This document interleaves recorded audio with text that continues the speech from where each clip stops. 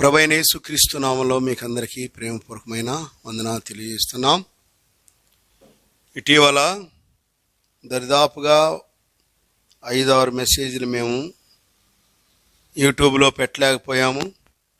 Christmas సందేశాలు కానీ నూతన సంవత్సర సందేశాలను కానీ అందించలేకపోయాము. మాకున్న కొన్ని ఆర్థిక లోపమును బట్టి అలాగే కొన్ని సౌకర్యాలు లేని కారణంగా చేయలేకపోయాం.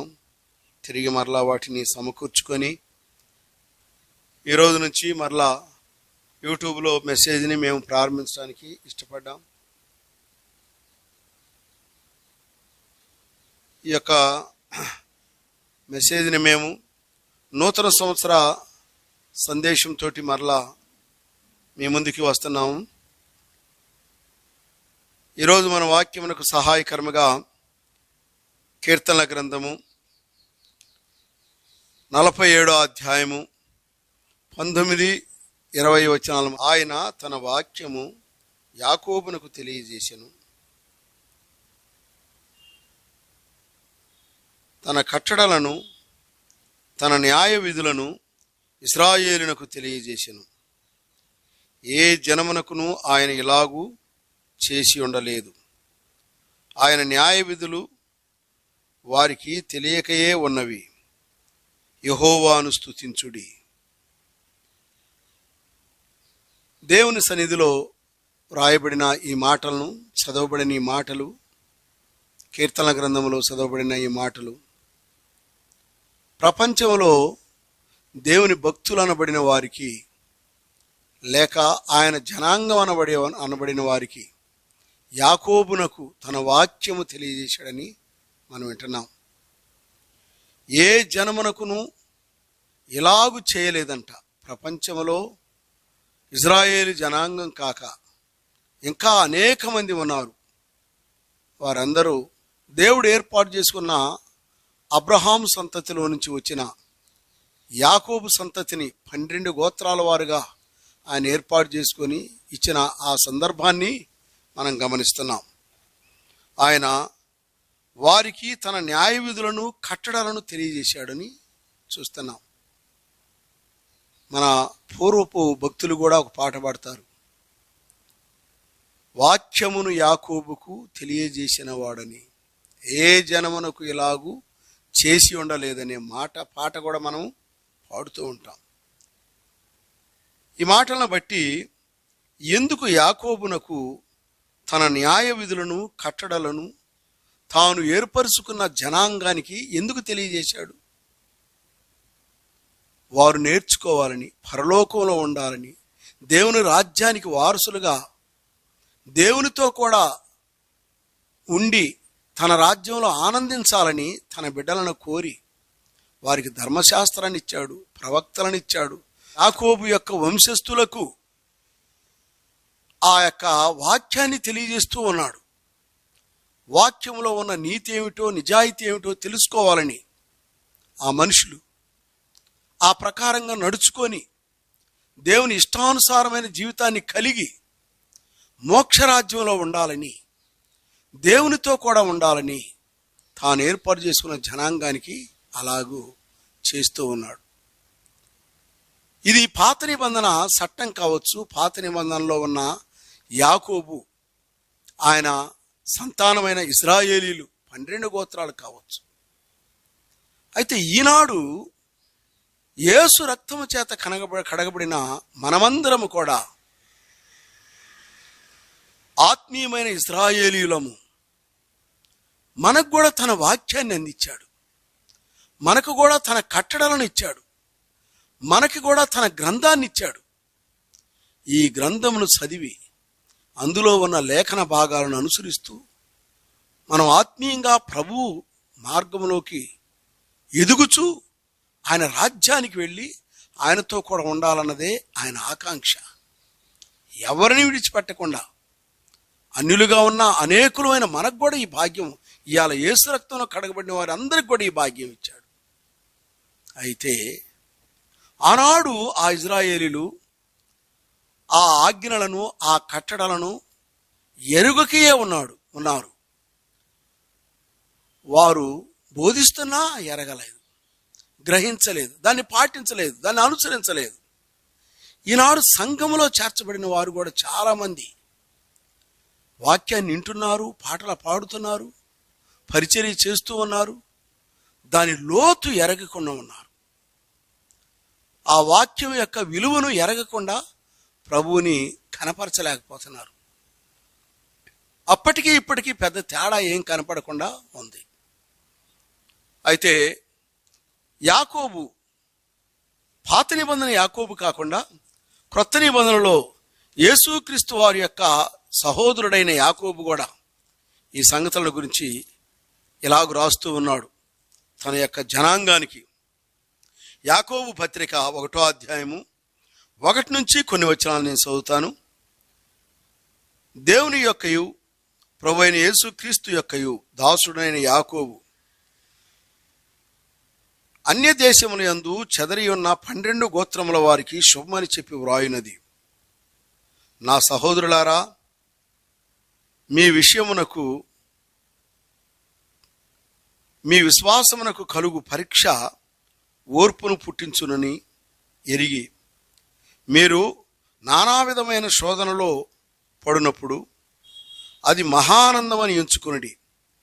మీరు సంపూర్ణులను అనునాంగులను ఏ విషయములోనైనను కొదువు లేని వారునై ఉండునట్లు ఓర్పు తన క్రియను కొనసాగింపనీయుడి.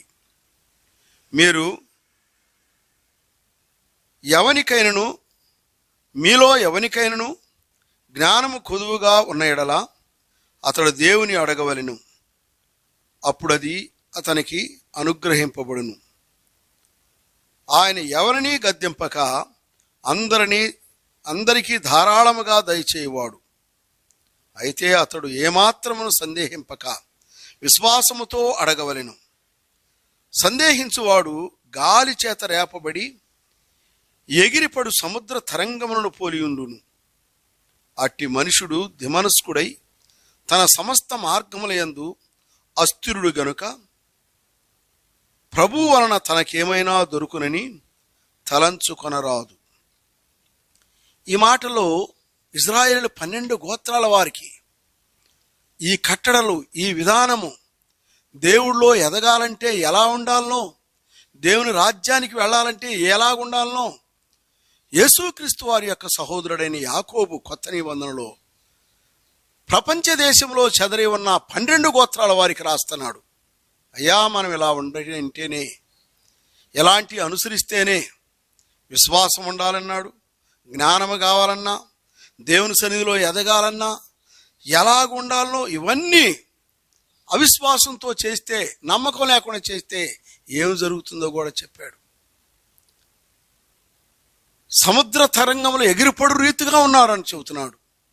అవి ఎంత ఎత్తుకి ఎగిరినా తిరిగి మళ్ళా పడిపోతూ ఉంటాయి, పైకి ఎగరలేని స్థితిలో ఉంటారు. అటువంటి వారు దేవుని వలన నాకేదైనా సహాయం దొరుకుతుందేమో అని ఆశపడకూడదు అంటున్నాడు. ఎలాంటి చేయకూడదో, ఎలాగూ ఉండకూడదో, ఎలాంటి చేయాలనో, ఎలాగూ ఆ వాక్యాన్ని అనుసరించాలనో ఇవన్నీ యాకోబు 12 గోత్రాల వారికి తెలియజేస్తున్నాడు. మరి వాక్యము ఎవరికి తెలియజేశాడు? దేవుడు యాకోబునకు తన వాక్యము తెలియజేశాను. ఈ భూప్రపంచంలో ఎవరికి ఇలాగు చేసి ఉండలేదంట. ఇంత క్షుణ్ణంగా తన నియమ నిబంధనలు, తన కట్టడలను, తన న్యాయ విధులను ఎవరికీ తెలియజేయాల. తాను ఏర్పరుచుకున్న జనాంగానికి, ఈనాడు తన రక్తంలో కడగబడిన సంఘానికి ఆయన ఈ విషయాలను తెలియజేస్తున్నాడు. సంఘము నుండి నానా విధమైన జ్ఞానము ప్రపంచమునకు వెల్లడపరచబడుతుంది అనే మాటలు కూడా మనం చూస్తున్నాం. అయితే ఇలాగ ఉండాల్సిన మనము ఎలాగుంటున్నాము? దైవ సన్నిధిలో మనం ఎదుగుచున్నామా? ఎదగకుండా ఆగిపోవటానికి కారణం ఏమిటి? అదిగో మనం వాడు చదివిన 147వ కీర్తనలో వారు ఆయన న్యాయ విధులను, ఆయన కట్టడలను ఎరుగకయే ఉన్నారు. అవును, ఇవాళ మనం ఎరుగక ఉండటానికి కారణం ఏమిటి? ఆ విషయాన్ని తెలుసుకోకుండా ఉండటానికి కారణం ఏమిటి? మత్తయి సువార్తలో 25వ అధ్యాయము 32 నుంచి కొన్ని మాటలు మనం చూసినప్పుడు, అప్పుడు సమస్త జనులు ఆయన ఎదుట పోగు చేయబడుదురు. గొల్లవాడు మేకలలో నుండి గొర్రెలను వేరుపరిచినట్లు ఆయన వారిని వేరుపరిచి తన కుడివైపున గొర్రెలను ఎడమవైపున మేకలను నిలవబెట్టాను. అప్పుడు రాజు కుడివైపున ఉన్న వారిని చూచి, నా తండ్రి చేత ఆశీర్వదింపబడిన వారలారా రండి, లోకము పుట్టింది మొదలుకొని మీ కొరకు సిద్ధపరిచిన నిత్య రాజ్యమును స్వతంత్రించుకునుడి అని చెప్పాడు. ఇక్కడ చాలా సంగతులు ఉన్నాయండి. ఈనాడు చాలామంది మందిరానికి వస్తున్నారు కానీ వాక్యాన్ని వింటున్నట్టే ఉంటున్నారు కానీ, కొందరు నిద్రపోయినట్లుగాను, కొందరు పరధ్యానంలో ఉన్నట్టుగాను, ఏదో ముచ్చట్లతోనూ ఉంటున్నారు. కానీ వారికి వాక్యం ఎరగటల్లా. దైవ సన్నిధిలో ఎదగలేకపోవటానికి కారణము వారు వాక్యం యొక్క మాధుర్యము అనుభవించలేకపోతున్నారు. వినుట వలన విశ్వాసం కలుగుడని రాయబడి ఉంది. వింటూ ఉంటే అది ఒక రోజుకి అర్థమైద్ది, ఒక మంచి నమ్మకం ఏర్పడిద్ది దేవుని మీద. అసలు వినకుండా ఉంటే చాలామంది రాలేకపోతున్నారు. వచ్చిన వాళ్ళు కూడా ఎలాగుంటున్నారు, వాక్యం వినటల్లా. ఇదిగో ఇక్కడ మనం చదువుకున్నాం ఒక మాటలో, సంఘములో వినేవారు కొంతమంది ఉన్నారు, విననవారు కొంతమంది ఉన్నారు. అదేంటి? ఒకే చర్చి కదా, ఒకే బోధకుడు కదా, ఒకే బైబిల్ కదా, మరి కొందరు ఎందుకు అలాగుంటున్నారు అని చూసినప్పుడు వారు కొందరు ఆలకించటల్లా. అందుకే వారికి నష్టం కలుగుతుంది.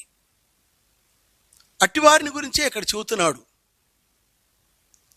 వేరు చేస్తాడు ఆ దినాన, ప్రభువారు వచ్చిన దినాన క్రీస్తు న్యాయపీఠం మీదట వారిని వేరు చేస్తారు. మేకలు గొర్రెలని చెప్పాడు. మేకలు కూడా పవిత్రమైన జంతువే. ఎందుకంటే 2 గిట్టలు ఉన్నాయి, అవి నెవరు పెడతాయి. గొర్రెలు కూడా అలాగే. కానీ మేకలు తమ సొంత నిర్ణయాలు తీసుకొని పోతాయి. వాటికి కాపరి లేకపోయినా అవి చలామణి అవుతున్నాయి. గొర్రెలకు కాపరి ఉంటేనే. అందుకని ఆయన మేకలను ఒక పక్కన, గొర్రెలను ఒక పక్కన పెట్టాడు. ఆయన యొక్క కుడి పక్కన గొర్రెలను ఉంచాడని రాయబడి ఉంది. గొర్రెలను చూసి లోకం పుట్టింది మొదలుకొని మీకోసం సిద్ధపరిచిన నిత్య రాజ్యాన్ని స్వతంత్రించుకోండి అన్నాడు. అంతేకాదు, గొర్రెలకు నిత్య రాజ్యం, ప్రభువును వెంబడించారు కాబట్టి, వాళ్ళ ఇష్టానుసారమైన క్రియలు చేయలేదు కాబట్టి, వాళ్ళు ఇష్టం వచ్చినట్టుగా నడుచుకోలేదు కాబట్టి, ప్రభు చెప్పినట్లుగా నడుచుకున్నారు కాబట్టి కాపరి కలిగిన జీవులు అవి. మేకల కాపరి లేకపోయినా అవి ఉండగలవు, అటిష్టమైన నిర్ణయాలతో ఉంటాయి.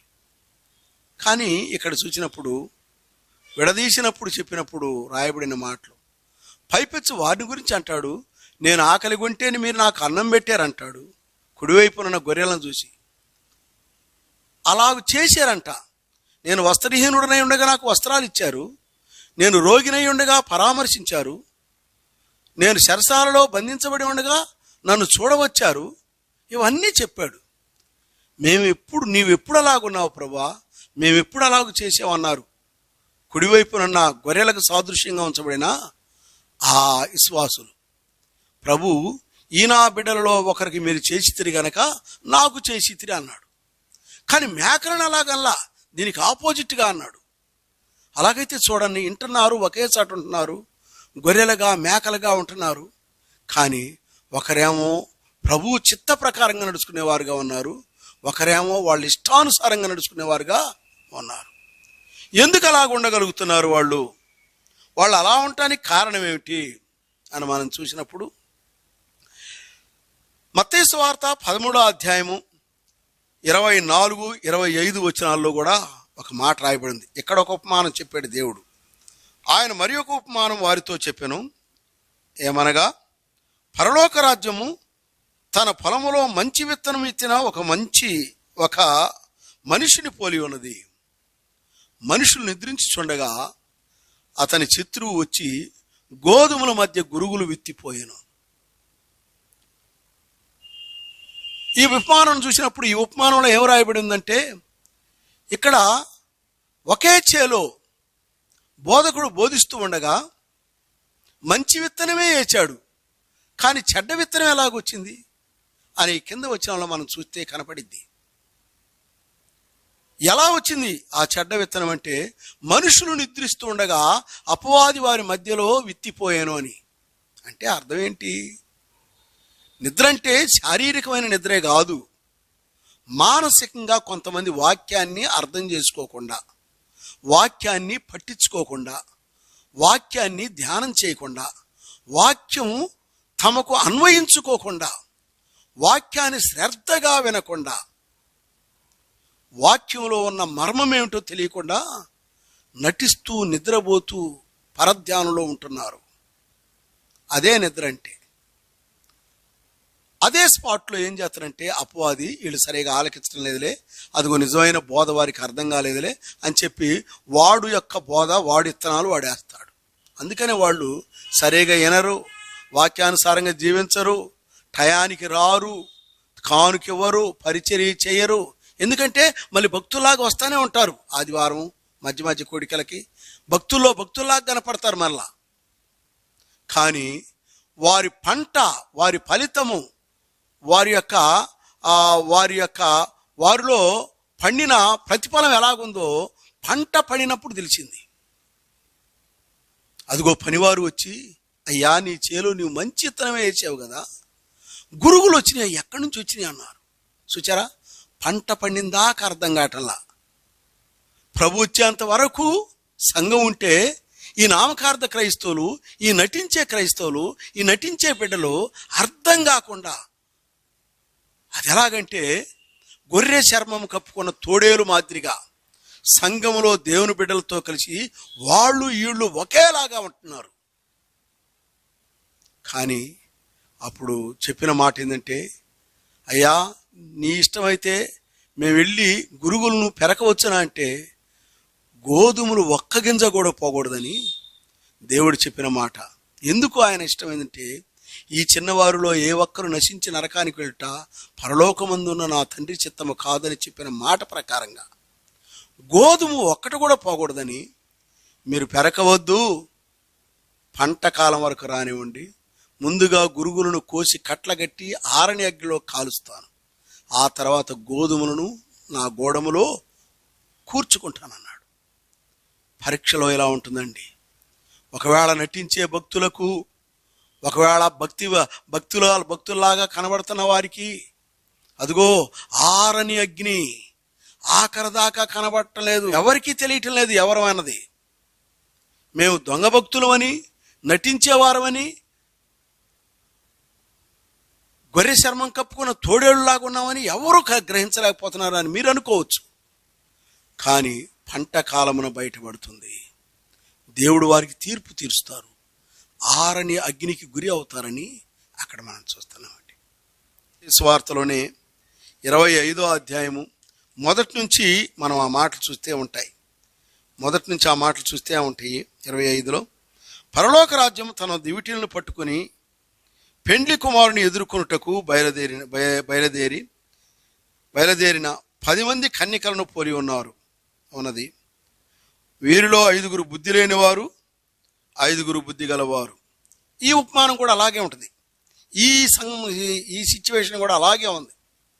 10 మంది కన్యకలు కరెక్ట్గానే కనపడుతున్నారు. ఆఖరి వరకు 10 మంది కన్యకలే, 10 మంది దగ్గర దివిటీలు ఉన్నాయి, 10 మంది పెండ్లి కుమారుని ఎదుర్కోవటానికి వచ్చారు. పెండ్లి కుమారుడు రావటం ఆలస్యం అవుతుందన్న సంగతి 10 మంది అన్నారు. 10 మంది కొని నిద్రపోయారు.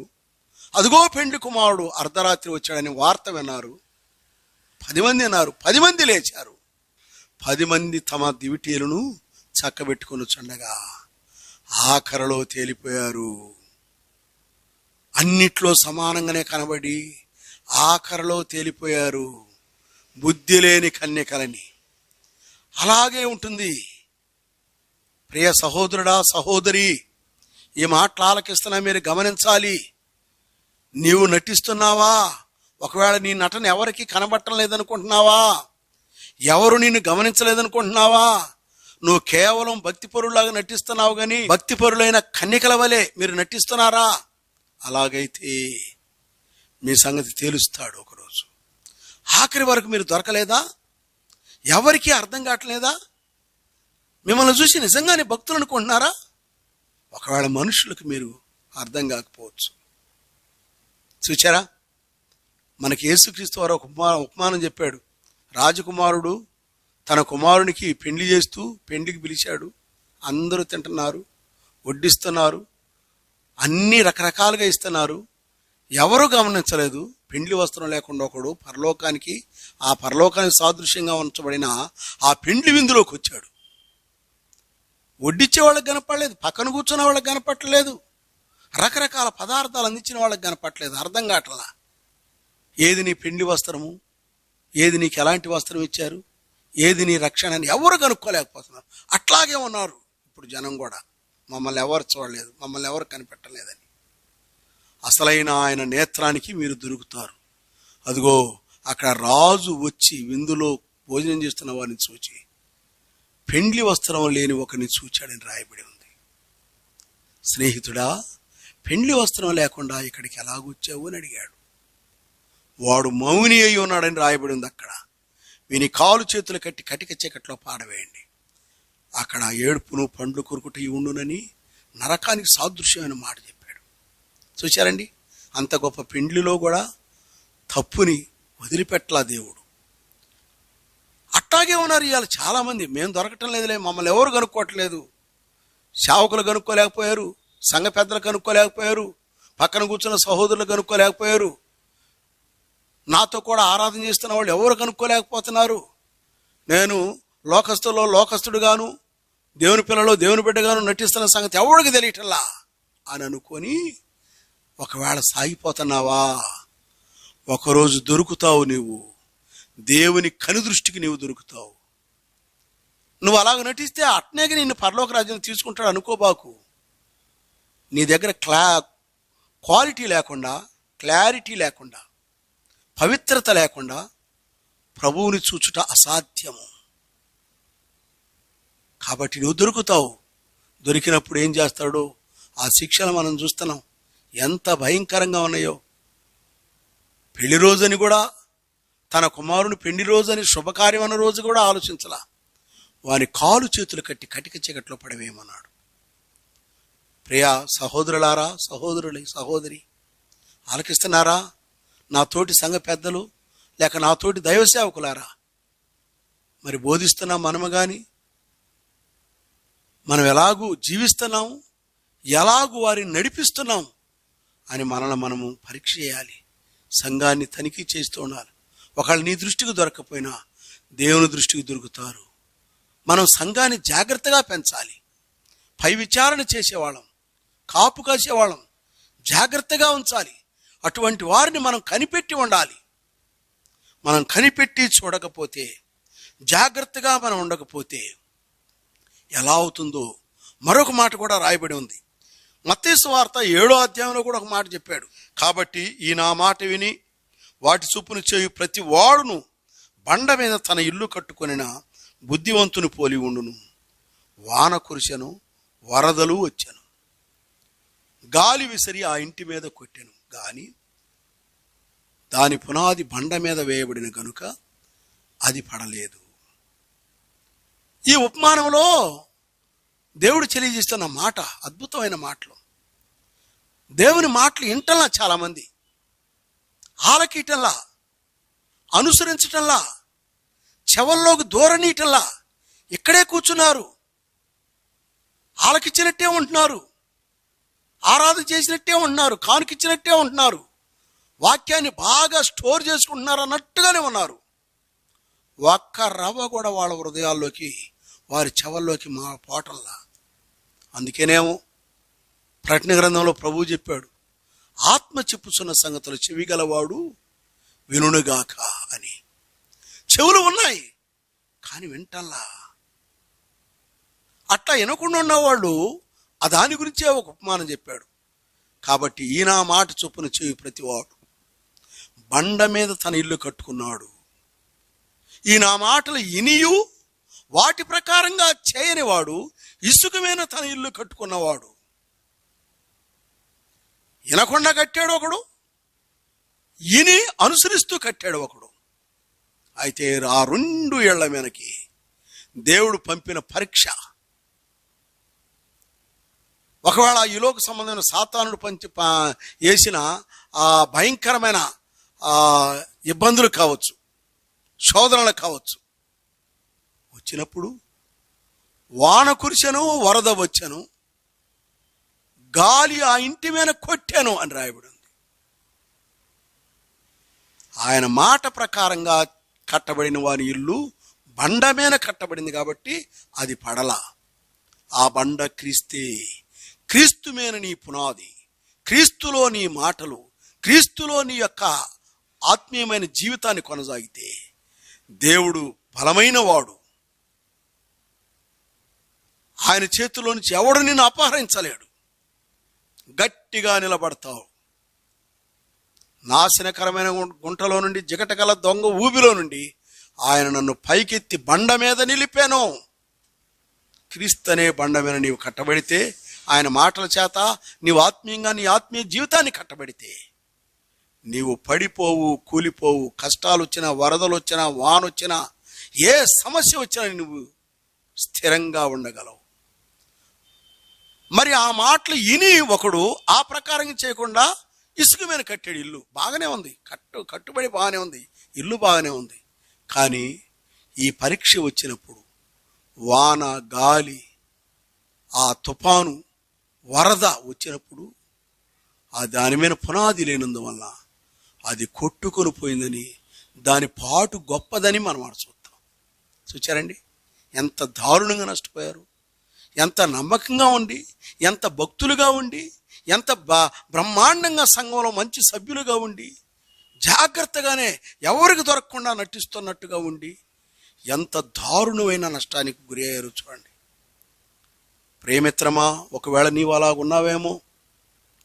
ప్రియ సహోదరి, ఒకవేళ నీ ఆత్మీయ జీవితం అలాగుందేమో. ఇసుక మీద కట్టబడినట్లుగా నీ పాటు బహుభయంకరంగా ఉంటుంది. వరద వచ్చినప్పుడు అది కూలిపోతుందని చెప్పి రాయబడి. మరి ప్రయోజనం ఏంటండి ఇలాగుంటే? ఇలాంటి సంగతులు నీకు ముందుగానే ప్రేమామయుడు తెలియజేస్తూ ఉన్నా కానీ సరిచేసుకోకపోవడానికి కారణం ఏమిటి? ఒకవేళ ఇలా జరుగుతుందేమోనని చెప్పి ముందుగానే దేవుడు తెలియజేస్తా ఉంటే సరిచేసుకోవాలి. ఇంకా ఆయన రాలేదు కాబట్టి, మనం ఈ లోకాన్ని సాధించలేదు కాబట్టి మనకు ఇంకా ఛాన్స్ ఉంది సరిచేసుకోవటానికి, సరిదిద్దుకోవటానికి, మనల్ని మనం చక్కబెట్టుకోవటానికి ఛాన్స్ ఉంది. ఒకవేళ ఈ నూతన సంవత్సరంలో, ఈ 2025లోనైనా ఒకవేళ నీవు సరిచేయబడితే నీకు మేలుంది, దీవెనుంది, ఆశీర్వాదాలున్నాయి. లేకపోతే నష్టానికి గురి అవుతావని వ్రాయబడి ఉంది. లూకాసు వార్త 19వ అధ్యాయము 41వ వచనంలో కూడా ఒక మాట, ఆయన పట్టణమునకు సమీపించినప్పుడు దానిని చూచి దాని విషయమై ఏడ్చి, నీవును ఈ నీ దినమందైనను సమాధాన సంబంధమైన సంగతులను తెలుసుకుని ఎడల నీకెంతో మేలు గాని ఇప్పుడు అవి నీ కనులకు మరుగు చేయబడి ఉన్నాయి.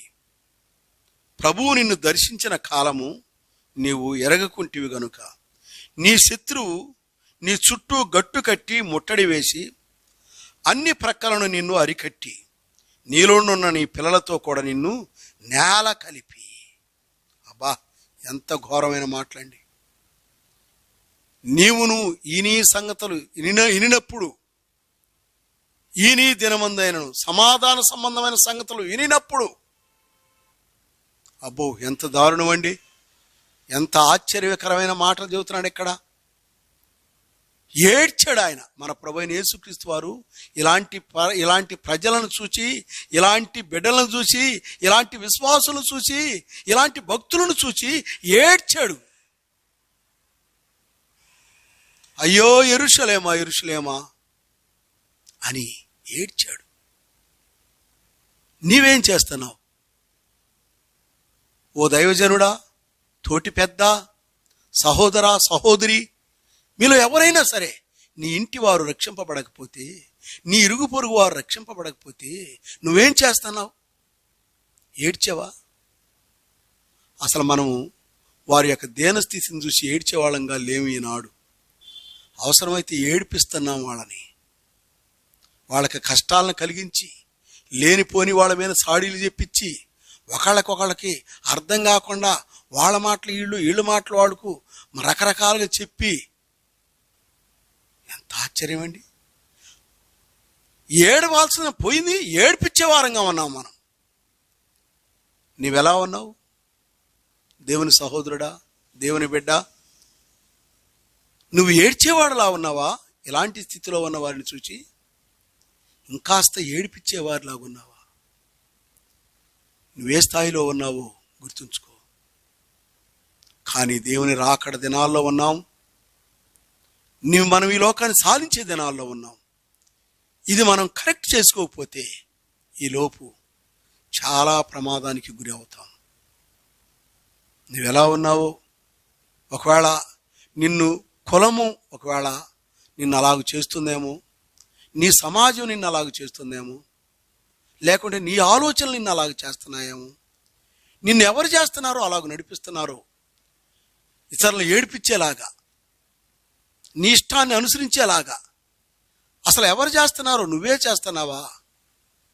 లేకుంటే ఏదైనా సమాజం, లోకం నిన్ను అలా నడిపిస్తుందా? ఎవరి అదుపాజ్ఞ ప్రకారం నువ్వు నడుచుకుంటున్నావో దాన్ని నువ్వు గుర్తెరగాలంటే యాకోబు పత్రిక 1వ అధ్యాయము 14వ వచనంలో ఒక మాట చూద్దాం. యాకోబు పత్రిక 1వ అధ్యాయము 14వ వచనంలో, ప్రతివాడును తన స్వకీయమైన దురాశ చేత ఏడవబడి మరులు కొల్పబడిన వాడై శోధింపబడిను. ప్రతివాడు తన స్వకీయమైన దురాశ చొప్పున. ఇది చాలా ప్రమాదకరమైందండి. స్వకీయమైన దురాశ. చాలామంది మనుషుల్లో వాళ్ళని ఎవరు నడిపించడం లేదండి, వాళ్ళు ఎవరి మాట వినరండి. కానీ వాళ్ళ స్వభావమే అలాంటిది, వాళ్ళ పద్ధతి అట్లాంటిది. వాళ్ళకై వాళ్ళే నడుచుకుంటున్నారు. వాక్యం వింటారు, ప్రార్థన చేస్తారు, సంఘంలో ఉంటారు, సభ్యులుగా ఉంటారు. వారు స్వకీయమైన దురాశ. ఆశ ఉండొచ్చు కానీ మించిన ఆశ దురాశ అయ్యి తన స్వకీయమైన సొంతంగా తన ఇష్టానికి. ఈ లోకంలో శత్రువు ఉండొచ్చు, సాతానుడు ఉండొచ్చు, ఇరుగు పొరుగు వారు మనకు వ్యతిరేకంగా ఉండేవాళ్ళు ఉండొచ్చు, దొంగలు ఉండొచ్చు.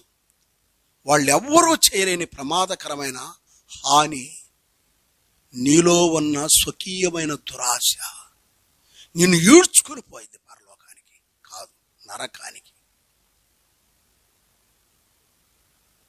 మోక్షానికి చేరాలని లోతు భార్యను, లోతు 2 కుమార్తెలను దేవదూతలు చేతులు పట్టుకుని ఈడ్చుకుని బయటకు లాక్కొని పోయినట్టుగా కాదు, మోక్షానికి కాదు, నరకానికి నీ స్వకీయమైన దురాశ ఈడ్చుకుని పోతుంది. అది ఎవరి వల్ల కలిగింది కాదు, నీ వల్లే, నీవే చేసుకుంటున్నావు. అది స్వకీయమైన దురాశ. బయటి శత్రువు కంటే ప్రమాదకరమైంది మనలో ఉన్న ఒక చెడ్డ ఆలోచన, దురాశ. ఒకవేళ ఇవన్నీ ఉన్నాయా? ఇవన్నీ కూడా మనం మార్చుకోవాలి. ఇవన్నీ ఎవరికి చెప్పారు దేవుడు మోక్షానికి వెళ్ళాలంటే? యాకోబుకు, యేసు రక్తంలో కడగబడిన సంఘమునకు, నీకు నాకు. ఎంత గొప్ప ఆనందకరమైనదండి ఆ మాటలు. వాక్యమును యాకోబుకు తెలియజేశాను, ఏ జనమునకు ఇలాగు తెలియజేయలేదు. నీకెందుకు తెలియజేశాడు ఈ వాస్తవాలు, ఈ సంగతులు? నీవు సరిచేయబడాలని, నువ్వు మోక్షంలో ఉండాలని, నువ్వు ఆనందరాజ్యంలో ఉండాలని, నువ్వు ప్రభుతో కూడా ఉండాలని ఆయన ఆశ. దానిని నువ్వు ఒకలా పోగొట్టుకుంటున్నావేమో తెలిసి. ఈ రోజైనా నువ్వు అర్థం చేసుకొని వాక్యానుసారంగా జీవించి రాబో దినాలలో వాక్య ప్రకారంగా నువ్వు నడుచుకోవాలని, ఈ నూతన సంవత్సరంలోనైనా నువ్వు నూతనంగా నీ యొక్క ఆలోచనను మార్చుకోవాలని ప్రభు పేరట మనవి చేస్తూ దేవుడి మాటలు మన కోసం దీవించినట్లుగా ప్రార్థన చేసుకుందాం. మహాపరిశుద్ధుడు అయిన మా ప్రియ పరలోకపు తండ్రి, మీ మిత్రులైన ప్రేమకు స్తోత్రాలు, వందనాలు చెల్లిస్తున్నాం. దయచేత కృపచేత నా ప్రభా మీరు ఇచ్చిన వాక్యాన్ని బట్టి స్తోత్రాలు. ఈ నూతన సంవత్సరంలో నా ప్రభా తండ్రి, నేను ఇప్పటి వరకు ఆఫ్ చేసి ఉన్న కొన్ని మెసేజ్లని మమ్మల్ని క్షమించయ్యా, మాకున్న ఇబ్బందులను బట్టి చేయలేకపోయాం. తిరిగి మరలా కొనసాగించడానికి మీరు ఇచ్చిన కృపను బట్టి స్తోత్రాలు. నా ప్రభువానైన తండ్రి, యూట్యూబ్ ద్వారా కూడా చాలామంది చూస్తున్నారు, ఆనందపడుతున్నారు, సంతోషిస్తున్నారు. నా ప్రభువానైన తండ్రి, మీరు దీవించండి, వారిని ఇంకా ఆశీర్వదించండి. సంఘంలో ఉండి ఆలకిస్తున్న మీ బిడ్డల్ని, మమ్మల్ని కూడా మీరు దీవించి ఆశీర్వదించమని మీ బలమైన హస్తాలకును మీ గాయపడిన హస్తాలకును అప్పగించుకుంటూ మా ప్రభువును మా రక్షకుడునైన యేసు క్రీస్తు నామంలో ప్రార్థన చేసి అడిగి వేడుకుంటున్నాం తండ్రి. ఆమెన్. అందరికీ వందనాలు తెలియజేస్తున్నాం.